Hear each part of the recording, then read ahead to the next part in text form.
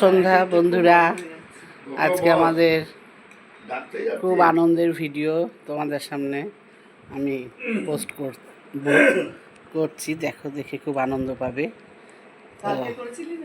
না না, এই যে এখন আমরা এসছি, প্রথমেই বলি যার বাড়িতে এসছি, আমার ছোটো মাসি, এই যে আমার ছোটো মেসোমশাই, আমরা বিজনে এসছি মাসির বাড়িতে। আচ্ছা, কেন এসেছি বলি, আমরা সবাই এক জায়গায় মিলিত হয়েছি। এই যে মায়েরা, আমার মায়েরা 6 বোন, তার আগে পরিচয় দিই, মায়েরা হলো 6 বোন, তার মধ্যে 3 ভাই, 6 বোন 3 ভাই। আচ্ছা, এরপরে আমার মায়ের পরে এই মাসি, মাসি খড়গপুরে থাকে। জুন মাসি এদিকে তাকাও, খড়গপুরে থাকে। মাসি এখন মিষ্টি খেতে ব্যস্ত, অন্য মনস্ক ছিল। যাই হোক, মাসি খড়গপুর থেকে এসছে। আর এই যে এই মাসি বহরমপুর থেকে এসছে। এই যে মাসি বহরমপুর থেকে খুব কষ্ট করে এসছে। এটা আমাদের মাইমার বাড়িতেই এসছে, ওরা বাপের বাড়ি মানে আনন্দ পেতে, বৌদির আনন্দ পেতে। আর এত আজকে আমরা সবাই এক জায়গায় হয়েছি, 3 বোনে ওদের মিলেছে, খুব ভালো লাগছে, খুব আনন্দ সভা। হ্যাঁ, আর এই যে মেসোমশাই বসে, মেসোমশাই খুব ভালো, খুব গল্পই তো তোমার ছবি দেখাচ্ছি তো, তুমি যে পরে দেখবে। হ্যাঁ দাঁড়াও, তুলি তবে তো দাদুর পরিচয় বলি। দাদু মুর্শিদাবাদ জেলায় পাঁচতুপি বড়োয়া থানার হাই স্কুলে তখনকার দিনে মাস্টারমশাই ছিলেন। আর দাদুর নাম, প্রয়োজন মাসে বলো তো দাদুর নাম, ভালো নামটা? তারাকৃষ্ণ মুখার্জি। আচ্ছা, আর আমার দিদার নাম হলো উমাবতী মুখার্জি। ওনারা উমাবতী মুখার্জি, ওনারা এই পৃথিবীতে নেই। আর আমার মায়েরা 6 বোন 3 ভাই মানে আমরা তাদের ওই 9 জনের, আমরা 21 জন নাতি নাতনি, মানে তারাকৃষ্ণ মুখার্জির আর উমাবতী দেবী, আমরা 21টা ছেলের আর মেয়ের ঘর মিলিয়ে আমরা নাতি নাতনি। তো এই সুযোগ কজন পায় বলুন তো, এই বয়সে এই মাসে 79 ইয়ার্স মানে হতে চলেছে। আর পিপি মাসি কত, 76 হবে বলো, 76। তবুও তারা কত মানুষের জীবনে আনন্দ, বাপের বাড়ি মাইমার কাছে, বড় মাইমার কাছে এসছে। আর বড় মাইমাকে এই জন্য আমরা অবশ্যই ধন্যবাদ দেব যে বড় মাইমা আজকে এখানে আছে বলে আমরা কিন্তু এই মাসিদেরকে সবাই এক জায়গায় হওয়ার সুযোগ পাচ্ছি। মাসিরা তো 3 বোন হচ্ছেই, সঙ্গে আমরা 2 বোন আছি এখানে ফাও, আমার এখনও ওই বোন এখনও অফিসে গেছে, আসেনি মুন্নি। আর আমি এখানে আছি বলে এই সঙ্গটা পাচ্ছি, বা মায়েদের গন্ধ। আর মাসিরা এলে ঘরে থাকতে ইচ্ছে করে না, প্রতিদিন মাইমার বাড়িতে, নয় এই ছোটো মাসির বাড়ি, নয় আমার বাড়িতে এইসব আড্ডা, নাহলে সবাই মিলে একসাথে কোথাও বেরিয়ে পড়া। এটা একটা দারুণ দারুণ আনন্দের। তো আমার বোন আসুক, বোনকেও দেখাচ্ছি। ছন্দমাসি বল, কেমন লাগছে বল? ভালো লাগছে, খুব ভালো লাগছে আমার দিদিদের, বোনঝিদের, বৌদির সঙ্গে। আমার মানে যে ভিডিও করছে আমার বোনঝি, তার মেসোমশাই, ছোট মেসোমশাই, এক মেসোমশাই এখন আছে। ঠাকুরের আশীর্বাদে আমাদের মেসোমশাই অনেক দিন আমাদের কাছে থাকুক। মেসোমশাই আমাদেরকে খুব ভালোবাসেন, খুব ভালোবাসে। হ্যাঁ, ভগবানের আশীর্বাদে আমরা বাবা মেসোমশাই ডাক যেন আমরা অনেকক্ষণ যেন ডাকতে পারি আর কি। আর এই যে ঝুনু মাসি, বলো কেমন লাগছে? ভালো লাগছে। আমি খড়গপুর থেকে এসেছি আমার দাদার বাড়িতে, তারপরে আমরা একসঙ্গে সব মিলিত হয়ে তারপরে এখানে সেখানে ঘুরি, খুব আনন্দ করি। আর যাওয়ার সময় তেমনি সব মন খারাপ হয়ে যায়। পিপি মাসি বলো।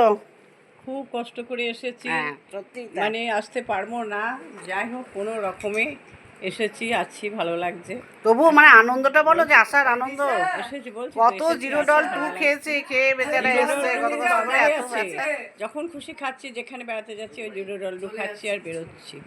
আর আমার খুবই ভালো লাগছে। দুর্গাপুর আজ বলে না, আমাদের চিরকালের দুর্গাপুর ভালো। হ্যাঁ, আর আমাদের পাঁচতুপির বাবারে। আর এই যে এই মাসির বাড়িতে আছে কোকো, মেন আকর্ষণ কোকো ভিলেনের রোল করছে। আমরা কিন্তু ভিলেনের রোল করছে, আমরা ওকে নিয়ে একটু মানে নার্ভাস বা ভয়ে আছি। যাই হোক, আর এইটা আমার ছোটো মাসির বড় নাতনি। আর এই যে মাইমা, তুমি বলো, চাঁদের হাট তো বসিয়েছো, আমি ননদকে খুব ভালোবাসি, ননদ আমাকে খুব ভালোবাসে। পরের মনে হচ্ছে ভাগ্নিদেরকে, ভাগ্নির তো আছেই। ভাগ্নির আমার ভাগনা ভাগ্নিদেরকে। সব যাবে ভাগ্নির আমার মেয়ের মতো।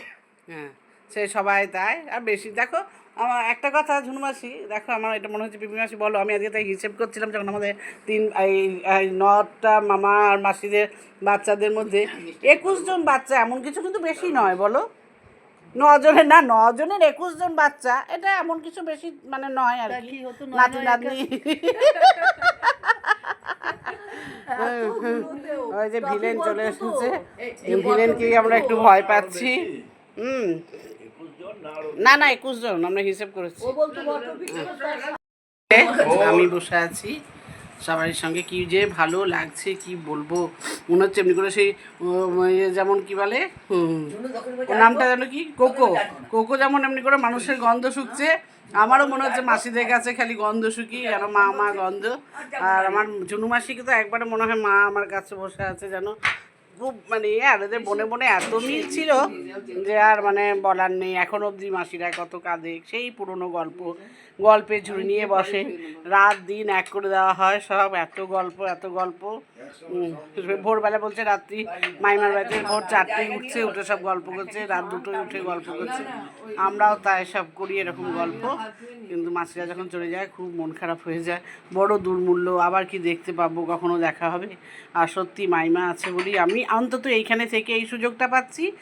আর একটা কথা, আমরা মামার বাড়িতে, আমার মায়ের এপাড়া ওপাড়ায় বিয়ে হয়েছিল বলে মামার বাড়িতে যারাই যেত আমাদের সঙ্গে সবসময় দেখা, মানে প্রত্যেকের সাথেই দেখা হতো, সেই জন্য আমরা যেন একটু মামার বাড়ির দিকেও সবারই সঙ্গে একটু অভ্যন্তভাবেই সব ব্যাপারে জড়িয়ে থাকি, এই আর কি। আর মাসিরা এলেই আমাকে নিয়ে চলে যেত মামার বাড়ি। এই যে মাসি, খুব ভালো লাগছে, কত গল্প, কত পুরনো দিনের গল্প। ঝুনু মাসি ভীষণ পুরনো গল্প বলে, আমরা খুব হাসাহাসি। এই যে এটা মাসির। তো আমাদের যারা আরও সবাই ভাই বোনরা আছে, যখন আমার ফেসবুকে যাবে সবারই খুব ভিডিওটা দেখে ভালো লাগবে। আর অনেকের ভীষণ মন খারাপ করবে যে এই সুযোগটা ওরা মানে এই পাচ্ছে না বলে, ওদের একটা ভীষণ কিন্তু আফসোস বা কষ্ট হবে। আমাদের আরও যারা সব ভাই বোনরা আছে সবাই যখন দেখবে তখন কিন্তু ওদের খুব আফসোস হবে। একটা জিনিস বলতে ভুলবেন না কিন্তু, আমাদের কার সাথে কার মুখের মিল কোথাও খুঁজে পেলেন কিনা সেইটুকু আর কি। হ্যাঁ, এটা কিন্তু একটু বলবেন যে কার সাথে কার মুখের মিল পাওয়া গেল, সেটাও একটু সব জানাবেন। আদৌ কি পাওয়া গেল না? তুমি জানলে? তুমি আয়নার সামনে দাঁড়িয়ে চুল আঁচড়াচ্ছিলে, সাদা কাপড় ছিল তোমার পরনে। তো কল্পনা বলছে আমি 2টোর সময় কি করে চুল আঁচড়াবো এখানে এসে, যে তা জানি না। তখন কল্পনা আমাদের বলেছিল যে রাত 2টোর সময় প্রায় মা দেখতো ওই চুল আঁচড়াতে। পুরনো গল্পতে ফিরে গেছে বিরাটভাবে, একবারে ডিপলি গল্প। আমার বড় মাসি মারা গেছিল, তো আমার দিদা তখন খুব অসুস্থ ছিল, দিদাকে বলা হয়নি, সেই কারণে অনেকদিন পর তো এবার পুরনো গল্প। আর এই যে বোন এক্ষুনি অফিস থেকে এলো, ওর আর আমারই ভাগ্য ভালো যে সবাইকে দেখতে পাই এখানে, যারাই আসে মাইমার বাড়িতে। আর আমার মাসি বলছে যে বলো তোমার বৌদি কি তোমার মায়ের মতো, কি বলছো? আমার বৌদি আমাদের মায়ের মতো মা। আমরা যার জন্য দুর্গাপুর আসতে খুবই ভালো, যদিও আমরা ছোট থেকে দুর্গাপুর খুবই থেকেছি বড় আমার মামার দাদার চাকরির কাছে। জন্য। আর দাদার চাকরি নিয়েছে, আমরা এসেছি স্কুল ছুটি, গ্রীষ্মের ছুটি সব কিছুতে। তবে এখন আমাদের বৌদি বৌদির কাছে এসে আমরা নুট ভাত, শাক ভাত, ভালো খাবার যাই খাই, বৌদি আমাদের সব, ওতেই আমরা শান্তি পাই। তবে এক পরে ওইটা তো ননদ বাদ, সেটাও তো মনে করা যাবে। মা গেছে এই আমাদের যে বাড়িতে সব গল্পের ডালি নিয়ে বসেছে, এত সুন্দর করে গল্পগুলো বলে। স্বপন এই যে। 58 বছর বয়সে। স্বপ্ন সব থেকে কম, হ্যাঁ, 58 বছর। স্বপন হিরণ্য ছয়ের ঘরে গেল। এগুলো সব মামাদের কথা বলছে। আর এইরকমই ভীষণ কষ্ট হয়েছিল। আমরা থাকলাম, আমার 2 ভাই চলে গেল। ছোটটা যখন চলে গেল আশ্চর্যের ব্যাপার, তুই যখন বললি না আমার বিশ্বাস হচ্ছে মানে না। হিরণদা সত্যি এখনো মনে হয় যে একবারে হিরণ করি মারা না। গেছে, বিশ্বাস হয় না। বিশ্বাসই হয় না। বাড়িটা খালি হয়ে গেল, অসীম চলে গেল। সেই জন্য তোকে আমি বললাম না যে ওই বাড়িও ফাঁকা, এই বাড়িও ফাঁকা, এই বাড়িতে বিমান গিয়ে চলে তোমাদের গেল, ভালো লাগবে। লালন চলে গেল। আমার তো মনে করলে এই এখন আর পুরনো যেতে ইচ্ছে গল্প। করে না, কারণ আগের স্মৃতিটাই চলছে। মাথায় যে যা রেখেছি সেটাই। তা মাসি আবার গল্প বলো তো। আমরা ঠাকুর দেখতে যাচ্ছিলাম। তো তখন তো টোটোর চল ছিল না, খুবই কম। তা আমাদের রিক্সা, আমার জামাই বললো ঠিক আছে রিক্সা ঠিক করে দিচ্ছি। তা আমি জামাইকে বললাম যেন তুমি যেন বেশ মোটা সোটা, শোন, বেশ মোটা সোটা আর বলবান একটা রিক্সা ডেকে দিও। ওমা তারপর দেখি কি রিক্সাটা একটু ভাঙাচোরা, তালি দেওয়া, আর লোকটা এমনি রোগা। আমি ভাবছি কি এই লোকটাকে বিশ্বনাথ দিল। তারপর আমি উঠতে গিয়েই না আমার পায়ের এখানে চিড়ে গেল। তখন আমি ভাবলাম কেন এমনি হলো। দিয়ে আমরা গেছি, তখন এত মোটা ছিল না আমার মেয়ে। তারপর আমরা যাওয়ার পরে খরিদার গেট পার হলাম আর কি, রেল লাইনের গেট টেট পার হয়ে আমরা গেছি। আমরা কিছুই বুঝতে পারলাম না খরিদা। খড়গপুরি তারপরে আমরা কিছুটা যাওয়ার পরে হঠাৎ দেখি কি রিক্সার যেখানে বসে না সেটা খুলে কোনখানে চলে গেল। কোনটা তোমরা যেটা বসেছিলে না ড্রাইভার যেটা বসেছিল? ড্রাইভার যেটা বসেছিল ঝড় বৃষ্টির জন্য না না এমনি তালি মারি বললাম না, দেখেনি আমাকে বললো হ্যাঁ বেশ মোটা সোটা গাদা গাদা লোক ভালো রিক্সা দিয়েছে। আমি না দেখে বলছি এই গাদা কোথায় তো রোগা দিয়ে। তারপরে ওকে আবার চিকিৎসার জন্য 300 টাকা না তো তাহলে রিক্সা ভাড়াটা পড়ে গেল না? পড়ে গেছে, ওরা কেটে কুটে গেছে। না না ও পড়ে গেল। হ্যাঁ ওটা খুলে গেল। ওটাকে ছেড়ে তো চলে গেছে একটা আলাদা চুল আর রিজু আর রিজুর বাবা কোথায় গেল নামকর ছেড়ে পাড়া। দিয়ে? ওরা দুজনে যাচ্ছিল গাড়ি করে, আমরা বেরোবার পর ওরাও বেরিয়েছে। আচ্ছা আমরা ঠাকুর দেখতে যাচ্ছিলাম, তারপরে না দেখি কি যে ওটা তো চলে গেল। আমি যে রিক্সাটা চলে গেল বলতে বলতে আমি হুড়মুড় করে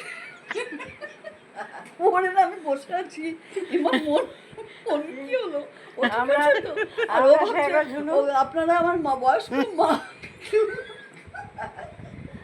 দীঘা যাচ্ছে, বয়স্ক টপি মাকে ফপি সবাই তুলুন। ছিল। তারপরে আমি বলছি যে তুই ঠিক আছিস? পারছি না, মাথা তুলে যাবি তো, পারছি না, মাথা তুলে তো বলছে আমার কিছু হবে না। অন্য লোকরা বলছে মনিকে আপনার যেমন কান্ড লাগে এই শরীরে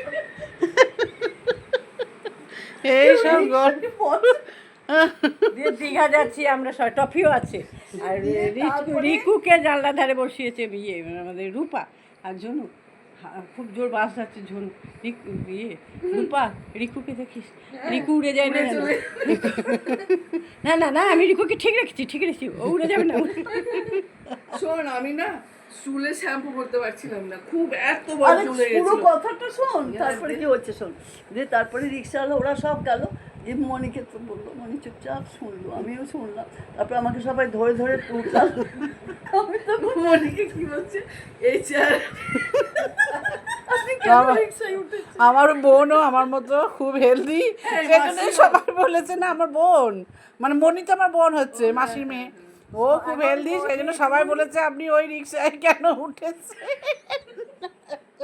নাহলে তো বুঝতে পারবেন না। শোন না, তারপর কি হচ্ছে শোন। তারপরে আমরা তারপরে আমাকে সবাই ধরে উঠা, আমি তো থরথর করে কাঁপছি, ধরে ধরে উঠালো। উঠিয়ে আমি তখন বলছি দেখুন আপনারা আমাদেরকে রিক্সা ঠিক করে দেবেন।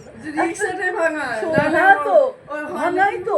দিয়ে টোটো আসছে দেখছি একটা, ওই যে টোটো রিক্সাগুলো আর কি, ব্যাটারি রিক্সাগুলো থাকে না, না ইনভার্টার না, ওই যে সামনে চালক বসে সেইগুলো তখন খুব ছিল। সেই একটা লোক আসছে, তখন আমরা ওকে ধরুন ওকে নিয়ে আমরা বাড়ি যাব। তা আমাদের একটু ছড়ে টরে গেছিলো, ওর মনেটা খুব ছড়ে গেছিলো। তারপরে আমি আর মনে মুখটা চুন করে দুজনে জিনিসগুলো ভাগ্যে থাকা চায় যে বাপের বাড়ির মানে নিজেদের বাবাদের বাড়ি, মায়ের মামার বাড়ি, আমাদের মামার বাড়ি, এমনকি শ্বশুর বাড়ির সবাইকে এখন অবধি যে সবাইকে কাছে পাচ্ছি, এর জন্য আমি ভগবানের কাছে অশেষ ধন্যবাদ জানাই যে এরকম সুযোগ হয়তো খুব কম মানুষই পায়।